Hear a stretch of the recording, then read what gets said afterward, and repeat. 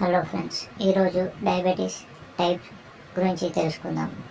Diabetes అనేది రక్తంలో చక్కెర స్థాయి ఎక్కువగా ఉండే వ్యాధి. ఇది ప్రధానంగా 3 రకాలుగా ఉంటుంది. టైప్ 1 డయాబెటీస్ ఇది సాధారణంగా చిన్నపిల్లల్లో లేదా యంగ్ ఏజ్లో వస్తుంది. మన శరీరంలో ఇన్సులిన్ పూర్తిగా తయారు కావడం ఆగిపోతుంది. ఇన్సులిన్ ఇంజెక్షన్ తప్పనిసరిగా తీసుకోవాలి.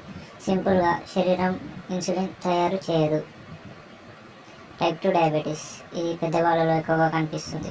శరీరం ఇన్సులిన్ని తయారు చేస్తుంది, కానీ అది సరిగ్గా పనిచేయదు. జీవనశైలి, ఆహారం, వ్యాయామం లేకపోవడం, ఒబెసిటీ వల్ల వస్తుంది.